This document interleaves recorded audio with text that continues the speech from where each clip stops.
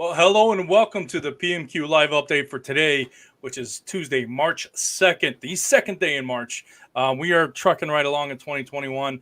I have a bevy of great guests coming up in the month of March. I know it's been a couple weeks since our last one, but been working towards getting some of that great content. And you know what better way to start off the month of March than talking with actually one of the most interesting guests I think I'm going to have.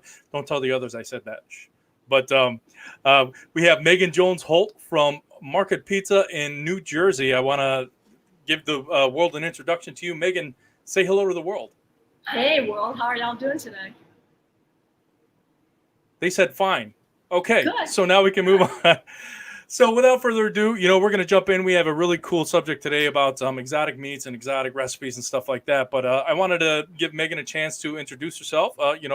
So in the words of Arnold Schwarzenegger, who are you and what do you do? I ask my question that every day. I never know what I want to be when I grow up, so we'll figure that one out. But to kind of give you an idea of who I've been, I'm really an artist. I've been in theater arts. I've been in commercial arts. Now I'm in culinary arts. And I'm also a serial entrepreneur. Oops, I just lost my head. Sorry about that. I'm also a serial entrepreneur. I've owned several different businesses. And when my husband and I had our event design and rental company, we sold it, oh my goodness, probably about 10 years or so now. I'm really bad with keeping track of time. But when we did that, I decided to do some bucket list stuff. And then after a few years, I got kind of bored and wanted to get back in the game. And pizza just kind of fell in my lap. Well, so it sounds like you're ever striving to do something new, something interesting. Yeah. You master one thing and then you want to move on to the other. Now, the next question I had for you is like, why did you get into pizza, or how? Now, I know it sounds like that you kind of moved from project to project after a certain amount of time, but why pizza? You said it fell into your lap, so it literally fell in my lap. So it was a scenario where after my husband and I sold our company, he actually stayed in the industry and was with one of his caterers. And they were having a conversation about that he had started up this little pizza place in the Stockton Market. Stockton Market actually is a year-round farmer's market. And he was looking to sell it. And he had gotten some offers for it, but he just hadn't found on the right person to take it over. And when my husband had told me about it, I was like, well, right about now, I'll go sell ice to Eskimos. I just got to do something.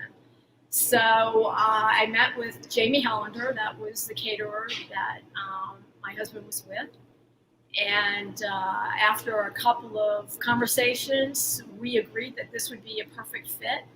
I mean, he sold it to me as a 3-day-a-week operation, which it is. It was Friday, Saturday, and Sunday. And then the fourth day would be coming in and making the dough and the sauces and all the ingredients. So, hey, I can work 4 days a week, right? But that is not who I am, and I am now a 7-day-a-week operation. Well, I guess I'm just a masochist. Well, I was going to say jumping into pizza, some people might think that too, but even if you maybe even thought that, that's never the case. Yeah. 4 days. If you want to have a good pizzeria, it's like you said, it's 7 days a week until you can find a great support staff. But I don't think that's the case for you. I think you just kind of loved it, right? You just wanted to get your hands. Well, and yes, and like I had a company. I had been involved with a huge support staff, over 50 employees, and that was the last thing I wanted to get back into. This was my retirement gig. So it was really about my husband and I, my son, my daughter-in-law, my niece. We all came together and we kind of worked on this. And as time went by, it ended up just being my husband and I and my niece, my son and daughter-in-law kind of went and did their own thing. But, it's over the years, and it'll be 5 years this May, we've just gotten to the point where this is our second home. We come here, especially during this whole past year with COVID. We've gotten to come here and we've gotten to be with people who we've become friends with. And it's really fun to see them. And I love it as one of them walks by. The market's actually closed today, but we've got 1 or 2 vendors in here working. So, we get in here and we kind of crank the music up and goof around and have a good time.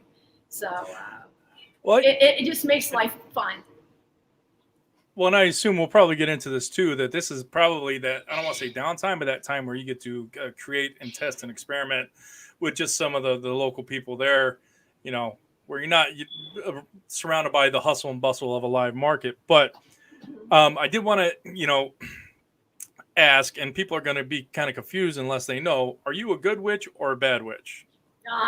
So the Pizza Wish conundrum. That all came about a few years ago when we had this young girl who was the market manager. And I used to use her as my guinea pig. And she's not the only one. I used other people as well. But she was the one who actually deemed me as the Pizza Wish because I gave her one of my pizzas, one of my specials. Every week I create a different special, year round. And she just looked at me one day and she goes, "Oh my God, you were such a witch." And she was just referring to the fact that, here she is trying to be really skinny and look, wonderful. And I keep fattening her up with pizza every week and she can't help but eat it. So it kind of came about that way. And also because I'm from New Orleans, I really identified with Marie Laveau. I studied her and I loved studying Marie Laveau. And my favorite holiday is Halloween. So it kind of fit my personality. It really got right in there.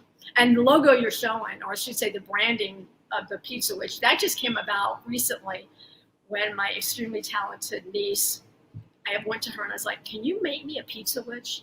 I said, "I want her to sit in the moon. I want her to look kind of like me, wearing the apron." And the cat on there is a cat that I had. His name was Zulu. So that came about because there was this great parade in New Orleans called the Zulu Parade. So Zulu was a black cat, and he just fit that personality. So I said, I got to keep Zulu in there. So she did a great job. I love it. In fact, if you really look close at the moon, you can see a face in the moon. And I don't think I ever told her that. But one day I was sitting here and I was looking at, because we have this on our shirts and hoodies and stuff. And I was just looking at it. I'm like, I see a man in the moon. Which I thought was kind of funny because I always go around and look at clouds and see cloud pictures. And that's always fun things to do. But when I saw that man on the moon, I just died. Well, I mean, it's great. You've got a personality. Just kind of, it's always great when you are given a nickname versus somebody tries to go in there and tell you that this is their nickname. Yeah. Nicknames, you can't give yourself a nickname. You have to earn them. So that's great. And I'm pretty sure that was a good self-edit that you said, "Oh, you're such a witch." Well, yes, you're such a witch. Of course, some people think the witch would be. I can do. Well, at my age, I am sure I've been called worse.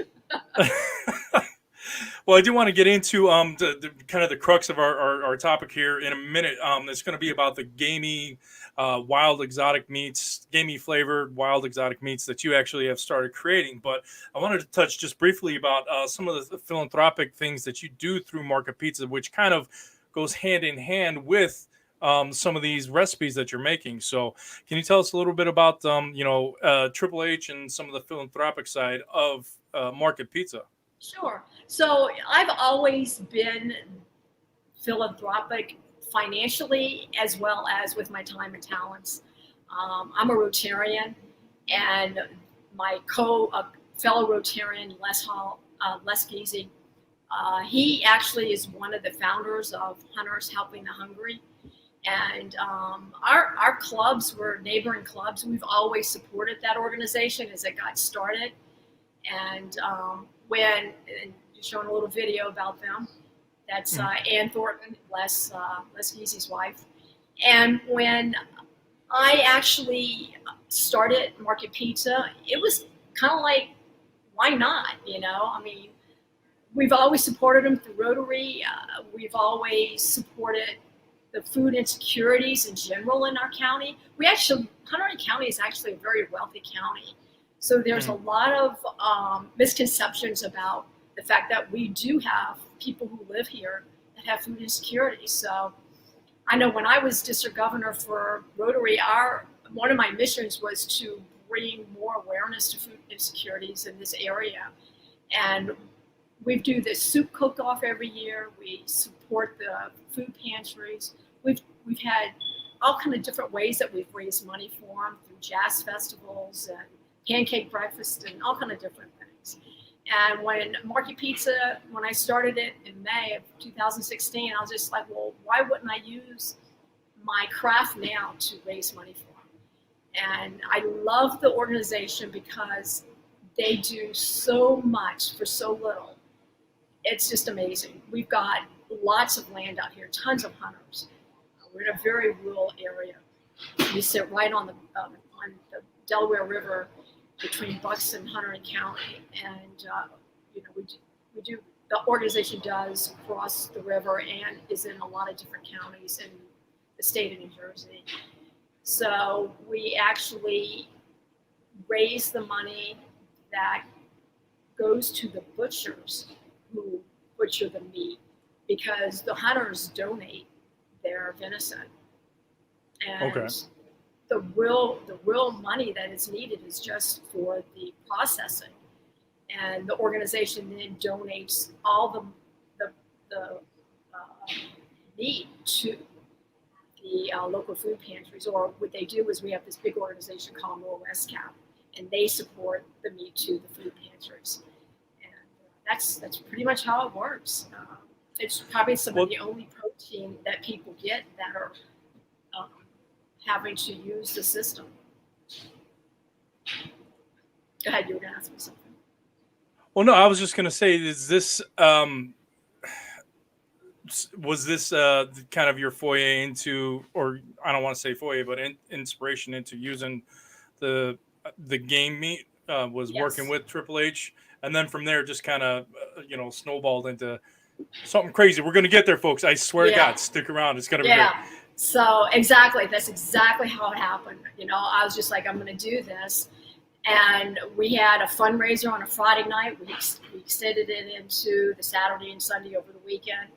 And then I was like, well, okay, if we're just going to do this, then I got to back it up with something else. And so that's when I decided to do different game pizzas for the other 3 weeks. And the reason why I picked it to do it in the winters, because it's such a slow time around here. New Jersey can get pretty cold, and we can get some snowy days. And so I just thought it would be a great way to keep going during the downtime. And that's exactly how it happened. Okay, great. Well, now that's going to lead into our next segment about. I was going to ask, was your idea to always do exotic meat recipes now, and how did that evolve? But it sounds like it kind of came through fruition of helping others, working with this charitable, the Triple H Hunters Helping the Hungry. And then from there, you're like, well, I kind of, sparked those creative juices. So I wanted to ask you, well, let me just actually preface this by this. What are some of the meats that you use on your pizzas right now? Because I do have other questions about how to combat some of the different flavors. So sure. You're talking about just wild game meat, correct? Yeah, wild game and or exotic meats. I mean, we're going to cover the gamut here because I know you're a busy lady. So wild game is primarily, the winter meats that I do. People like to eat heavier in the winter. Keeps them warmer, I guess. Eat lighter in the summertime. So, it's a good time to do the wild game. I've used anything from wild boar, bacon, and creative flavors where I found this great bourbon maple syrup that went with it because salty and sweet. That bourbon, oh my gosh, it's amazing. I've used elk. In fact, I've got an elk sausage this weekend coming up. Pairing that with some pears. That's the venison. That's the venison pizza that you're showing there. That one's got smoked Parmesan and jalapenos, red pepper. It has juniper berries. Every time I open a juniper berries, I want a gin and tonic. It's so addictive. It's that Pavlov's dog response, right? Every time you hear the bell. Exactly. I've used elk, bison, camel, kangaroo, alligator. It's you name it. So I haven't yet to use some of the meats that are available from the purveyor that I use, mainly because they're a little bit more. They're not cost effective, especially on a pizza. I mean, I don't know if you heard about was it last year or the year before, some New York pizzeria put gold leaf and caviar on their pizza and sold it for $1,000. I'm not in that market. Yeah. Maybe gourmet, but not quite that gourmet. No, that seems wasteful to me, but that's, it is what it is. Yeah. So that kind of brings me to another question there. I mean, you kind of ran through a litany of ingredients from the exotic to the wild game. So, I mean, where do you what are some of the best ways to like combat like a gamey flavor in certain meats? I mean, are the methods the same from meat to meat, or do you like from venison to elk? Do you have to differ how you spice it or season it, Exactly. or prepare it? Well, and it's also what you want your pizza ultimately to be. So it's kind of like I pick a theme for the pizza and say, okay, like I want the theme. When I did the kangaroo, I bought ground kangaroo, so there's no flavoring whatsoever in it. And when I did it, I was just like, okay, I want to do something that's a little bit more, I don't know, Greek. So I used calamari olives and feta cheese and some arugula with some a lemon vinaigrette that lightened it up and brightened it a bit. So yeah. The camel, I keep saying camel. The kangaroo it's got a gamey flavor to it, but when you spice it up and you put it with all those other flavors, it doesn't really taste super gamey in any way, shape, or form. Because I think that's one of the biggest misnomers that a lot of people have is when they look at it and they're like, oh, but this is going to taste really gamey and I don't like that. I said, but it doesn't. And one of the biggest reasons is because you're really buying it from a good purveyor, and we've done an excellent purveyor. They're in Boonton, New Jersey. It's called Fossil Farms, and they just have an amazing, clean array of meats that you can buy from them. Their ground meats are not seasoned, but then again, I buy a lot of their sausages, which already have a season to them. So you're treating it differently because it's, you're dealing with different flavors that are already there. So you've got to build around those flavors. It's kind of an oxymoron. Which one's the easiest and hardest to use? It's the easiest and the hardest one to use are those flavored sausages because you've got to build around what's already there versus creating something from total scratch. Well, and that's great. Yeah, and you put us in touch with Fossil Farms as well, and they have quite a bevy of just. And this is all available to the public as well, of wild game meat. So I'm interested to try some of that out. Is there? From what I was reading and what I've learned just actually cooking with it, most game meat is pretty lean for the most part. So you don't get a lot of flavor. So believe it or not, the Camel, which is something that I've done recently this year, in fact, I still have it available. That it has you get grease with it. It's not that it's a lean meat, but there is some grease in there. So it's probably one of the drier ones where you don't have a lot of grease. Something like a bison. And when I cooked that one was kind of tough to deal with because it didn't have that in there. Because you have to have some kind of grease, some kind of flavoring to keep the meat going. Well, and I assume like kangaroo, we've all seen kangaroos, and man, they are strapped. I assume they're pretty lean, just nothing but muscle. Yeah, they're very lean. Yeah. Okay. So we talked about where you can get it and where other people can get it. Fossilfarms.com. I'll put that up there if people want to look at it. I wanted to see kind of what is your well, I was going to say, what are some of the more exotic meats that you've used? Camel sounds like it's one, but are there anything more exotic than that? The alligator, the kangaroo. Haven't quite gone into the python yet. I'm sorry, I'm not a snake fan, so I'm not quite sure I want to eat python. So yeah, okay. I'm There's sorry. a camel. I didn't eat that camel. I kind of wanted to put it out there and then put you on the spot. That it wasn't him, was it? Okay. That's the hardest thing. Well, and that's same with some of the recipes. You had a can of tomatoes, some herbs, and then the pretty face of a deer. It just kind of. I eat meat. I understand the circle of life. I've watched The Lion King. I get it. I just don't want to eat anything I've petted before, I guess. So we'll put it that way. So what's your personal favorite exotic meat that you've played with? Because I know we have alligator, we get that down here in Mississippi, crawfish I and things love, like that. yeah, I love the alligator andouille that Fossil Farm has. It's Hmm. it's so flavorful. And actually, I made that. I did a deconstructed jambalaya and put that in there, and it was amazing. It really was. So I mean, what's your favorite one? I mean, the one where you made a One that recipe I and you said, personally like to "Damn, eat, I am a witch." that would be the camel. I think that Really? Okay. definitely was, yeah, that came out of. I have no idea where that came from. It came out of the fact that I've been to Egypt and rode camels. They're not very nice animals. I've been to Jordan, which is where the picture was that you showed a minute ago. Um, being there and experiencing all the spices that they use, it's amazing. So I was like, okay, why do these things keep falling on my ears? I said, it's amazing. I got to try this. So I did. And the thing that was kind of interesting about that pizza is it's not just the camel that holds it up. You can eat it without the camel, because I get a lot of vegetarians in here, and they actually will get that pizza without the camel on it, and they love it. Hmm. So, in my opinion, your pizza has to stand in spite of the main feature of the ingredient. It's got to work all together. Yeah, no, that's definitely a good rule of thumb to have. Is if somebody takes one thing off, can that pizza still stand on its merits, Mm-hmm. Yeah. flavor wise? So, I mean, granted, it's never going to be as good as it is with the whole ensemble going together, but you know, you can't please everybody all the time. But if they take something off, maybe they won't leave you a bad Yelp review, I guess. Well, we won't even go there. Oh no. Yeah. I Well, think yeah.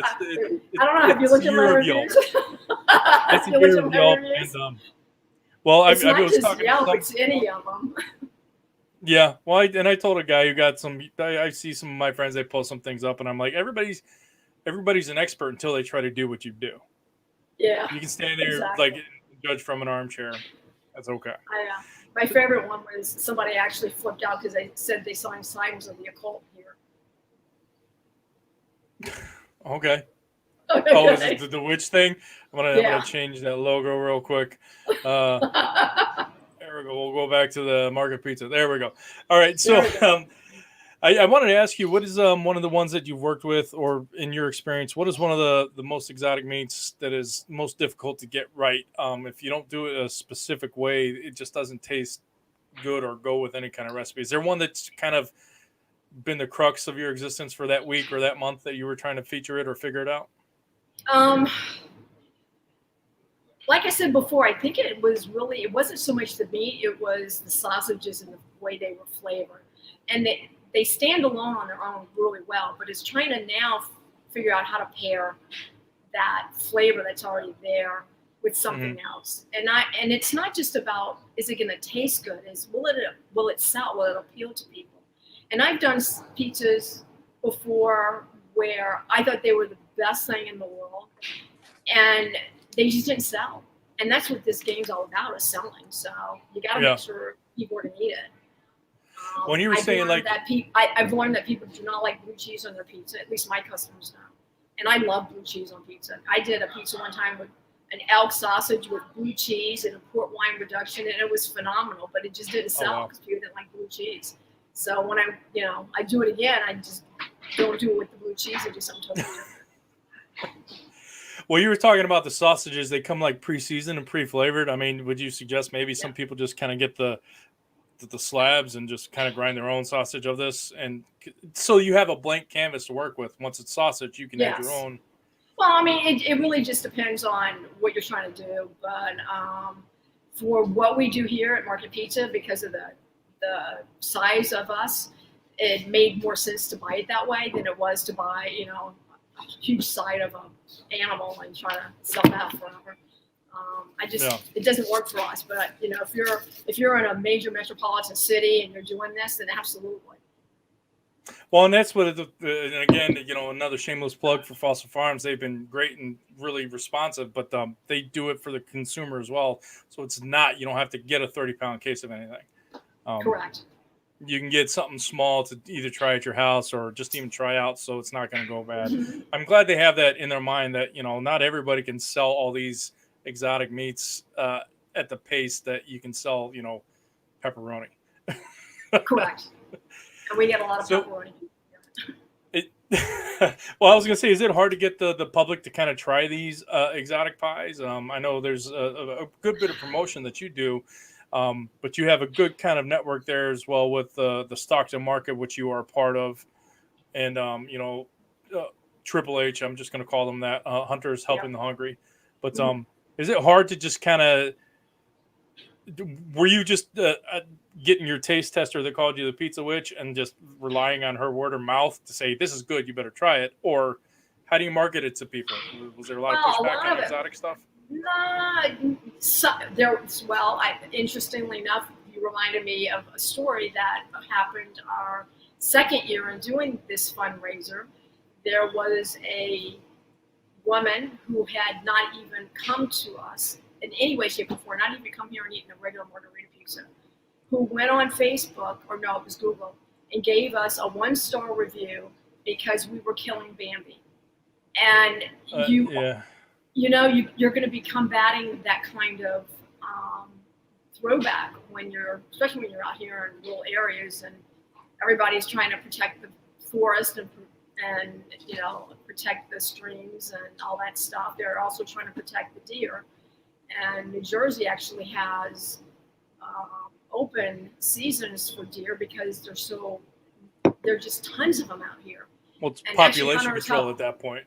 Yeah, Same with and hunters alligator help. too down here. Yeah, Hunters Helping the Hungry actually has done some investigation and shown that it's needed because they show aerials of how many deer are in certain areas, and that they're just the size of them are just not the physical size, but the packs, the herds are just too big for where they are. So that did hurt us a little bit our second year. We had to change things around a little bit because of that comment, but we've gotten over it. We've kept going, and we were able to raise some money for the Hunters Helping the Hungry. So that did work out very well. With COVID, we did it actually for an entire month because we weren't getting the audience in who would sit here and have drinks because we're a BYOB place and listen to some music and hang out with their friends and eat pizzas and put money in the donation jar. So we had to do things a little different. It's not bad to do something good for others for a whole month. That's a good thing. Right. And don't get me wrong, I've been wrestling because I like watching the cute animal videos on YouTube and stuff. But again, like I said, I understand it. Like I said, I just don't want to meet it. But I can see how there is a lot of pushback for, especially just other animals' rights. Because I mean, we've kind of relegated ourselves. So these are the animals we can eat. Anything outside of this circle, that's just weird or wrong. So, but I mean, here's the one thing I did want to say. Said before, I was going to say before, we're in a very rural area, so a lot of people here are accustomed to raising their own animals and eating them. I mean, my husband's family had a farm and they raised lamb, and I'm not going to tell you what my husband used to do with his sisters. But I know. Instead of starting to, yeah, we're going down a dark path here, but by the way, you're eating so and so, at the kitchen table. Yeah, but I was trying to go to a nice, lighter topic before you took us down that. Sorry, that's the pizza witch. I took you down the dark road. But don't go to the dark side. Well, I was going to say at Market Pizza, don't worry because you guys have regular pies for regular folk. And I'm looking at some of these recipes, the spinach and walnut pesto pizza. Yeah. Count me in. I mean, I'm not seeing a lot of these exotic meat pizzas on here. Those are just specialties that you do once a month or something like that. So we have a regular menu of basically 6 pizzas, 3 white, 3 reds. I'm sorry, 8. 4 white, 4 red. And that's up there year round. We do those constantly. We do a different special every weekend. And this time of year, we do the wild game meat. And then this weekend will be the last weekend for that. And then, we start going into spring and people want to eat a little bit lighter. And I'll go into farm to table. I go to the local farms and buy from them, and I design my pizzas around what's here and available. That's great. Well, and I also saw that, like right there, I don't know if people can see it, but you got a vegan pizza. I guess I can click on it. Yep. Oh, I'm sorry. I was adding that to cart. I'm going to cancel that. Apologies. Okay, you can go ahead. You can order it. I'm not going to deliver to you, but you got to figure it out. But you got your margarita, mushroom truffle pizza, black forest pizza, sweet Italian sausage, pepperoni, breakfast anytime, which I absolutely love breakfast pizzas. Yeah, so there is the array of, like you said, that's the staple recipes that you have all year round, and it's kind of seasonal when you start doing the exotic meat stuff. Right, and every week we make the dough fresh, the tomato sauce we make everything in house. So those pizzas you're seeing, we make those ingredients every week. And you were, was it Jersey fresh crust tomatoes? So I mean, you're buying local and making your own sauce from that. And you make your own mozzarella in the house? That we don't make, but we do buy. All right, so we make everything but the cheese. Okay, I haven't got that. That's mozzarella. You'd have to add another day of the week so I can make the cheese. Yeah, I know. Yeah, don't get me wrong. Mozzarella it's a big production. That's nice. So yeah, well, that's great. So. So and I do buy a lot. When I can, I buy a lot of local cheese because we do have farms. So we have farms where some of the farms have the local goat cheese and ricotta and stuff like that. So we can buy that. Well, I love the source local and do as much as you can, farm to table and stuff like that. Definitely the charitable aspects of what you guys do at Market Pizza through Hunters Helping the Hungry. Now, you have a recipe for us for the public today, and I have actually put the process in the comments on the Facebook page or the Facebook comments. But you're going to tell us about, and we're going to make a video for this for April to show you guys how to make this. And you can source this. Well, why don't you tell us what this pie is, actually? So this is the Moroccan Camel. It's Moroccan Spice Camel. And I know there's a picture on Facebook of the pizza, so you can take a look to see what it's supposed to look like at the end. I think the hardest time I have with this is just trying to figure out the measurements because I don't measure when I cook. I never have. But there you go. That's what it's supposed to look like when it's finished. But this one's got all kind of you went through and gave us a lot of measurements, and we filled in some blanks. I figured them out. So this is what it's supposed to look like. Yep. So why don't you go ahead and tell us what it's about here? I'm going to put that recipe card up there, and then I'll. So it's when you build the pizza, it's the red sauce, and then you put your cheese on, your mozzarella cheese, and then you put on the camel, and the camel is actually I kind of cook it like I cook jambalaya, where I'll take the onions and the peppers and kind of create a roux with the spices in there and coat them, and then I'll add the camel into it, and then drain it because the camel does have a bit of some fat in there, so you've got to drain it. Mm-hmm. And then you set that aside and let it cool. But when you go to build the pizza, you do it like that. You put the camel on there, and then some red onion slices, and I put it in the oven. We cook about roughly 700 degrees in our oven. So it's in there, maybe a couple minutes. Bring it out. Yeah. Go ahead. Okay. I was bring it out and then add everything else on it. So you're going to add, your 2 fresh herbs, your mint and your cilantro. You're going to add the feta cheese, or crumbled feta. I made a cinnamon honey, and I do a drizzle on there. And then it comes with a lemon wedge. When you go to eat it, you just kind of squeeze the lemon on there to brighten it up a bit. So you got a lot of flavors in this one. Although it's so easy to make, it really is. And this was kind of taken from a typical recipe that you would see maybe like in Turkey. It's called Namazu, and I usually make that with lamb, and it's kind of the same way. Although when you build that pizza, I would put like feta cheese and some calamari olives on there instead of the other spices. Well, I mean, it looks delicious. And from Fossil Farms, these they come in camel patties, so it's ground beef, but almost hamburger patty. So you kind of pinch so that I break up. it all apart. Yeah. Yeah. And some of the sausages I do the same way, where I'll take them out of the casings, break it apart, and crumble it on the pizzas. Yeah, that's kind of the best way. I mean, just figure out ways to use the food in different ways. It's like working on Chopped. You know, they give you something, you got to figure out different ways to use it besides just using it. Mhm. I did want to say that you were saying you cook at about 700 degrees for a few minutes. Now, this is going to be dependent on your oven type, where you're at, and how you cook. So we can give you the Right. instructions how to make all the ingredients. It's up to you guys to figure out how to make that pizza kind of work.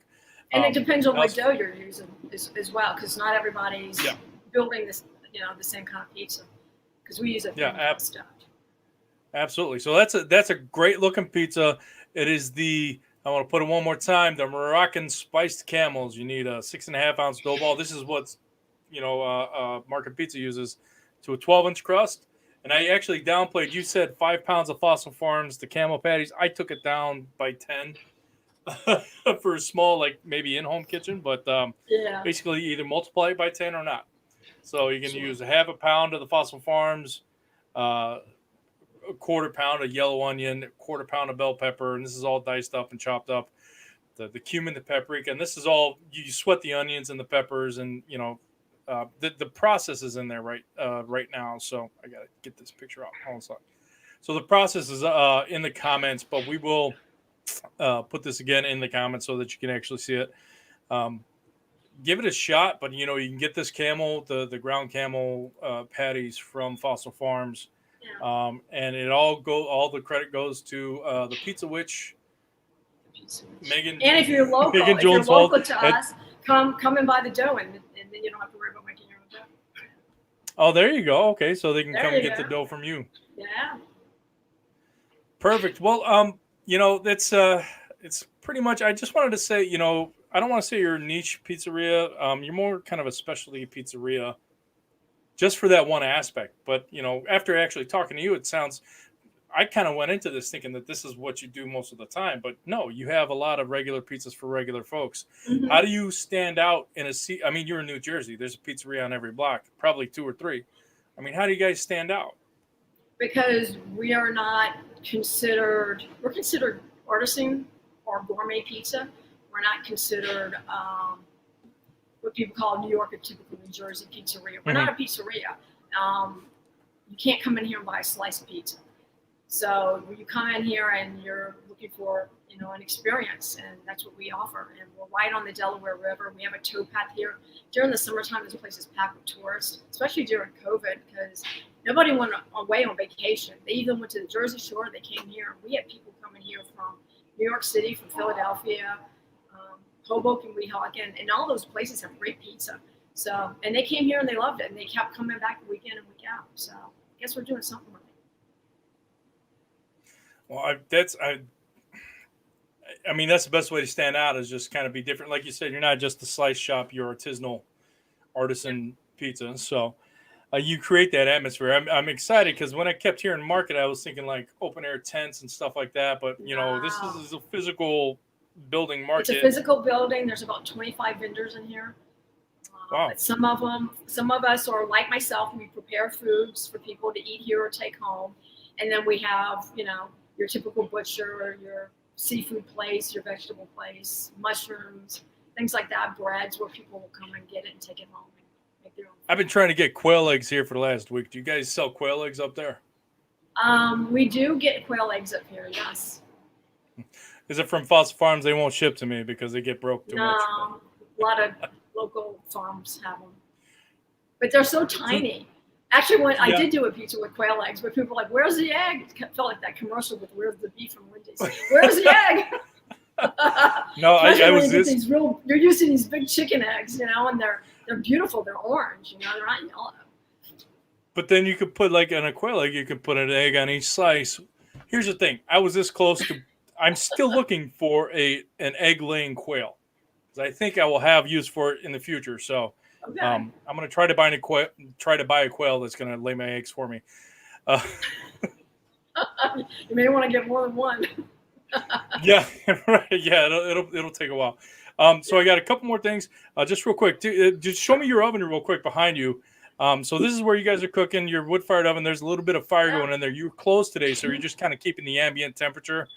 Well, I was here earlier making pizzas because I actually I have a wholesale business. So I sell to a lot of the different other markets in the area, farmers markets, as well as gourmet grocery stores and stuff like that. Well, I did want to ask you too, just to inconvenience you a little bit more, is like to pick it up, Sure. and you showed me the other day your work area, just how small it is, Yeah. and I mean, could you pick up the laptop and show that? We're literally like an 8x8 area. So my husband created the wall of boxes earlier. So that's the wall of boxes. Nice. And then, I don't know, can you see there's the oven? And then you come around. I mean, that's kind of the extent of the space. So there you go. Yeah. There's kind of another work area. But yeah, we're like an 8x8 area. And I can touch the bain marie and the table. Like, really, I'm like. And on Fridays, when you get three of us in here, we're like stepping on top of each other. Well, that's what I was going to ask. We were talking about you have to kind of manage it with your son, and he works there sometimes, and his friends or other people, just depending on how many people can fit in there on your busiest times. Yeah. I mean, my husband's not a small guy, so when he gets in here, we're like fighting like cats and dogs because he's in my space, and I have to yell at him to get out. It might be size discrimination, but it's not, because it's all you can do. Well, it kind of is. It's almost like, okay, if you want to work here, you got to be a certain size because you can't fit back here. I get my son back here, and he takes up the whole bain marie. You can't get near him, because his shoulders are so wide. So I wanted to ask you, I got two more things real quick. One is just kind of what the final message you want people to know about market pizza and exotic meats. And then I'm going to ask you to give us a final affirmation. So what's the final message you want the world to know about Megan Jones-Holt, the Pizza Witch at Market Pizza in New Jersey? Stockton Market. And we're about approximately an hour outside of Philly and an hour outside of Manhattan. So why not drive out here to get a pizza? We're not that far away. An hour's nothing if you live in this area. It's an easy drive. And we make damn good pizzas, so come on out and meet us, And if you like attitude, you come to the right place, because we'll give you some attitude. Well, and there's a liquor store right next door. There's a liquor store right next door, and there's a craft brewery right in town. So you got your pick. Maybe that's why we got off on the right foot there. I like attitude. I can give it as well as I can take it. So, yeah. No, that's great. I definitely want to come and see that market too as well. But what's the final positive affirmation? Come on, get in the car. It's right down here. Come down this weekend. Why not? I got to go up. It's going to be about 12, 14, 20 hours, something like that. I'm in Mississippi. You're in Mississippi? We're in Mississippi. Oxford, Mississippi. I'm an hour south of Memphis. We're South Memphis, basically. So, yeah, it's a little bit, but it's on my list. Trust me, it's on my list. There you go. But, I'm going to see here sometime this summer, I guarantee it. Yep. Come take a drive. You can see all the places where Washington slept. We got lots of them here in this area. He was a Roman man, I guess. So if you have one positive affirmation for the industry right now, we're all coming out of our shells. We're peeking out of our groundhog holes. It's 2021. It's just, 2020 and 2021 is just separated by one day on the calendar. What can you tell the industry to keep all our spirits lifted? Yeah, just keep on doing it, because, we were lucky. We never had to shut down at all from day one, because we're in a farmer's market. And I know a lot of people out there are hurting. In fact, I know a lot of people personally. And it's just keep on doing it. Keep trying your best to do what you got to do. And you're there not just for yourself, but for your customers, because we get so many people in here, and they thank us for being here, which I think is probably the coolest thing in the world. Well, that's great. I really enjoyed talking with you. And you can actually, I don't have it with me here. Oh my gosh, I tell you what, but you can actually catch a story about Megan Jones-Holt and Market Pizza in PMQ Pizza Magazine this month. She's actually our cover story, Pizza Witch, because we are all about the occult here. So there you go, right here. I'm gonna share that. I bring some good mojo your way. Yeah, so definitely check out the March issue of PMQ Pizza Magazine. You can find out a little bit more about Megan Jones-Holt and the Pizza Market, or I'm sorry, Market Pizza up there in Stockton Market. But I was actually very happy to get to sit down and get kind of a personal one-on-one with you. There was a little bit of overlap, but that's okay. But also, we have the Moroccan spiced camel recipe that we're going to be putting out. We're going to try to put that out in April. Just kind of give everybody a chance to digest this and the article. But I tell you what, we're going to be getting some camel patties here in the next couple of weeks, and we're going to have a lot of fun. Maybe I can bring them down to you. You can bring me down to Mississippi. We'll have a party. Yeah, you're always welcome. Some pizza. I got an air mattress, and I got some friends that live in Mississippi, and go see them. Well, I'm not saying that you're not my friend anymore. Not saying that you're not. No, that's just saying I have other friends, people that I've known.